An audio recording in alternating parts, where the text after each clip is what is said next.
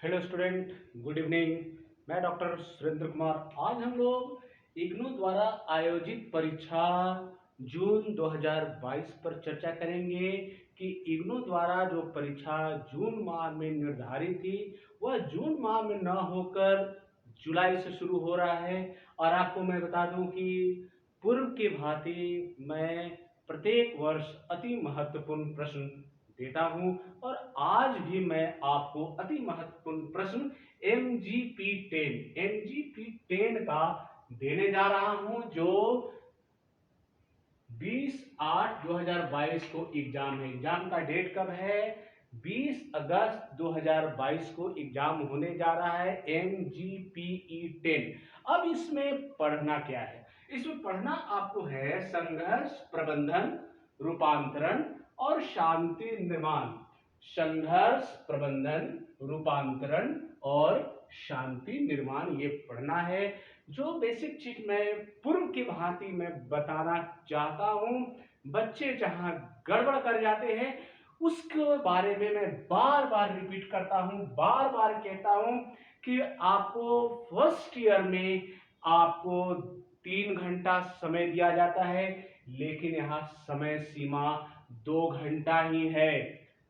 एकदम इंपॉर्टेंट है, इसको याद करके रखिएगा कि समय आपको 2 घंटा दिया जाएगा। यहां आपको जो अंक होगा ये 50 मार्क्स का ही एग्जाम होगा, ठीक है। उसके बाद वर्ड लिमिटेशन जो है वह 500 वर्ड है, ठीक है। उसके बाद मैं बता दूं कि प्रश्नों की संख्या 5 होगी, लेकिन वहां भी 2 भाग होगा। भाग ए से 2 या 3 प्रश्न बनाइए, भाग बी से 3 या 2 प्रश्न बनाइए। कुल मिलाकर 5 प्रश्न का उत्तर आपको देना है। मैं आपको बता दूं कि बहुत सारे बच्चे क्या करते हैं कि क्वेश्चन 1 2 3 4 5 बना देते हैं, ग्रुप ए से ही 5 प्रश्न बना देते हैं। वहां एग्जामिनर को नंबर देने में प्रॉब्लम होता है। 3 का एग्जामिन होता है, बाद बाकी आपका 2 क्वेश्चन को काट दिया जाता है। तो इसलिए इसको आप लोग ध्यान रखेंगे। और चलिए कॉपी पेन निकालिए और अति महत्वपूर्ण प्रश्न को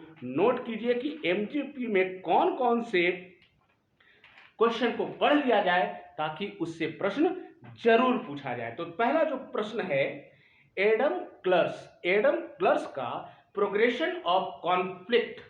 एडम क्लर्स का प्रोग्रेशन ऑफ कॉन्फ्लिक्ट क्या है? यह द्वंद्व रूपांतरण से कैसे संबंधित है? फिर मैं एक बार प्रश्न को दोहराता हूं कि एडम क्लर्स का प्रोग्रेशन ऑफ कॉन्फ्लिक्ट क्या है, यह द्वंद्व रूपांतरण से कैसे संबंधित है, ठीक है। आइए नेक्स्ट जो प्रश्न है, सिगमंड फ्राइड और कॉनेंज लॉरेंज। सिगमंड फ्राइड और कॉनेंज लॉरेंज के द्वंद्व के स्रोतों पर परिप्रेक्ष्यों का मूल्यांकन करें। फिर मैं एक बार प्रश्न को दोहराता हूं कि सिगमंड फ्राइड और कॉनेंज लॉरेंज के द्वंद्व के स्रोतों पर प्रतिप्रेक्ष्यों का मूल्यांकन करें, ठीक है। आइए नेक्स्ट जो प्रश्न है, अफगानिस्तान में निरंतर द्वंद्व के आपके मत में कौन से जिम्मेदार कारक हैं? फिर मैं प्रश्न को दोहराता हूं कि अफगानिस्तान में निरंतर द्वंद्व के आपके मत में कौन से जिम्मेदार हैं, बताएं, ठीक है। आइए नेक्स्ट प्रश्न है, दक्षिण अफ्रीका में महात्मा गांधी के नेतृत्व में सत्याग्रह के कुछ लक्षण क्या थे? फिर मैं वह प्रश्न को दोहराता हूं कि दक्षिण अफ्रीका में महात्मा गांधी के नेतृत्व में सत्याग्रह के कुछ लक्षण क्या थे, ठीक है। आइए नेक्स्ट प्रश्न है, द्वंद्व पश्चात पुनर्वास में संचार और गैर सरकारी संगठनों की भूमिका को उजागर करें। फिर मैं वह प्रश्न को दोहराता हूं कि द्वंद्व पश्चात पुनर्वास ने संचार और गैर सरकारी संगठनों की भूमिका को उजागर करेक्ट, ठीक है। आइए नेक्स्ट जो प्रश्न है, शांति निर्माण क्या है? शांति निर्माण क्या है? इसकी प्राप्ति में क्या क्या चुनौतियां समाहित है? फिर मैं वो प्रश्न को दोहराता हूं, शांति निर्माण क्या है? इसकी प्राप्ति में क्या क्या चुनौतियां समाहित है? ठीक है। आइए नेक्स्ट जो प्रश्न है, संघर्ष के स्रोत क्या क्या हैं? संघर्ष के स्रोत क्या क्या हैं?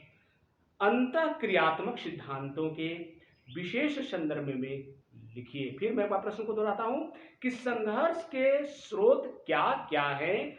अंतःक्रियात्मक सिद्धांतों के विशेष संदर्भ में लिखिए। ठीक है। आइए नेक्स्ट जो प्रश्न है, अस्पृश्यता से मुक्ति के अस्पृश्यता से मुक्ति के गांधी के विचारों का परीक्षण कीजिए। सर्वोदय एवं अंत्योदय से इसके संबंध की विवेचना कीजिए। फिर मैं वह प्रश्न को दोहराता हूं कि अस्पृश्यता से मुक्ति के गांधी के विचारों का परीक्षण कीजिए। सर्वोदय एवं अंत्योदय से इसके संबंध की विवेचना कीजिए। ठीक है। आइए नेक्स्ट जो प्रश्न है, जोहान गाल्टुंग के अनुसार प्रत्यक्ष संरचनात्मक और सांस्कृतिक हिंसा की धारणा का परीक्षण कीजिए। फिर मैं वह प्रश्न को दोहराता हूं कि जोहान गाल्टुंग के अनुसार प्रत्यक्ष संरचनात्मक और सांस्कृतिक हिंसा की धारणा का परीक्षण कीजिए। फिर नेक्स्ट जो प्रश्न है, आधुनिक सभ्यता की गांधीवादी समालोचना पर एक टिप्पणी लिखिए। फिर मैं वह प्रश्न को दोहराता हूं कि आधुनिक सभ्यता की गांधीवादी समालोचना पर एक टिप्पणी लिखिए। ठीक है। आइए नेक्स्ट प्रश्न है, विकासशील समाजों में संघर्ष समाधान में संयुक्त राष्ट्र की भूमिका की समीक्षा कीजिए। फिर मैं वह प्रश्न को दोहराता हूं कि विकासशील समाजों में संघर्ष समाधान में संयुक्त राष्ट्र की भूमिका की समीक्षा कीजिए। आइए नेक्स्ट जो प्रश्न है, चंपारण सत्याग्रह में शत्रुहीन मुख्य कारण मुद्दे क्या थे? ठीक है, सविस्तार परीक्षण कीजिए। चंपारण सत्याग्रह में शत्रुहित मुख्य मुद्दे क्या थे?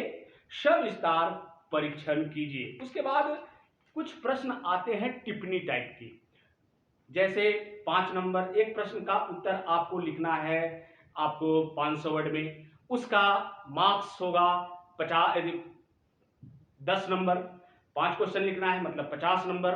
कुछ टिप्पणी जो आएगा, 2 प्रश्न आपको टिप्पणी टाइप के आएंगे तो वो 5-5 नंबर के होंगे। वो किस टाइप के होंगे उसको भी आप लोग नोट कीजिए। जैसे रहेगा, निम्न पर संक्षिप्त टिप्पणी लिखें। कौन कौन सी टिप्पणी नोट कर लीजिए। शांति बनाम शांति निर्माण हेतु न्याय उपागम। शांति बनाम शांति निर्माण हेतु न्याय उपागम।